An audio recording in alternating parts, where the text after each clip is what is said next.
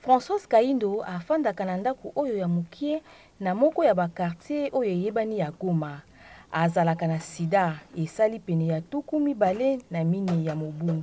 Lelo oyo azali na mobu koleka tuku mitano pe azali na nzoto makasi. Sekele na ye ezali se moko. Kotosa ba rendez-vous ya baminganga pe kotosa komela bakisi. Mama ya mwana moko pe azwaka bana ebele na charge. Françoise Kaindo aleki deja etape ya koyoka soni. Lelo oyo akoma na niveau ya kopesa mateya na batu oyo bazali na bokono ya sida babengi bango ba PVV. Courage na ye pe détermination epesi nzela asala ba manda mitano na moto ya Iko Plus oyo ezali plateforme ya ba association ya ba PVV na Nord-Kivu. Donc il fait mariage en 1996. Nabalaki na 1996 sima ya mbula moko mobali na ngai alakisi bilembo ya sida. Sima ya mbula mibale ye akufi. Na eleko wana prise en charge ezalaki te. Bakisi ezalaki pete. Ba l'hôpital pona kosala dépistage ezalaki pete. Kotala bambula ebele ya expérience moto ya liboso oyo abimaki PVV na Nord-Kivu azali koloba ete ezali bokono lokola bokono nyonso esengeli babeli babanga te pamba te bokono ya VIH sida esalaka pasi te lokola babokono misusu ya milayi. Bato ya ukimwi wanaishi mzuri kushinda diabete.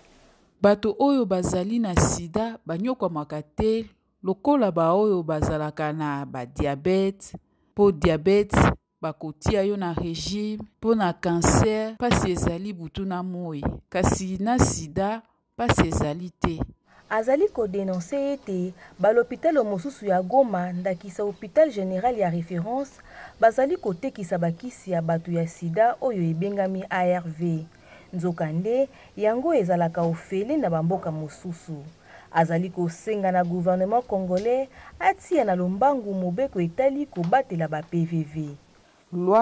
Mobeko elobi ete bakisi ezali ofele pe gouvernement na biso ba congolais eyebi yango. Tala tina tozali kobunda pona kolongola $2 oyo tofutaka.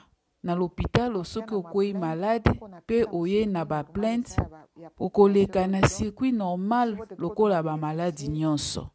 Biso nyonso tozwaka ba soin ndenge moko na talo ya $2. Tomonaka neti tozalaka penalize.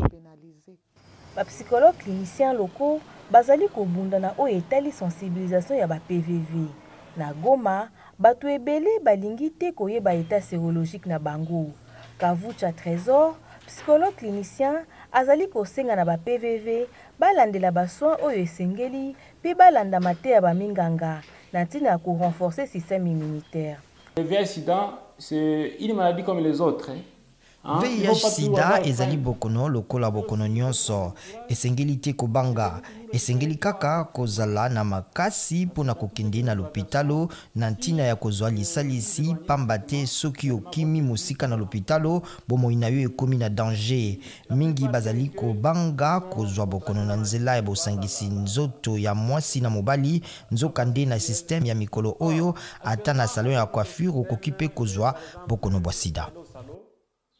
Vous pouvez contracter la maladie. Na mokolo ya lelo oyo, plus de 20 638 batu bazali na bokono ya sida, pe bazali kozwa bakisi na Nord-Kivu. Kasi, atako ba effort ena ya gouvernement ya République démocratique ya Congo, pe ya ba partenaire oyo bazali kobundisa sida, ko bezali kaka ya komata na kati ya ituka. PNMLS oyo ezali programme oyo ekolandela mambi matali sida na République démocratique du Congo, azali kokanisa ete komata ya Ebola ya COVID-19 pe ya babokono mosusu ya milayi ezali penza loboko ya komata ya sida. Yeyette Mavinga pour la VOA Afrique.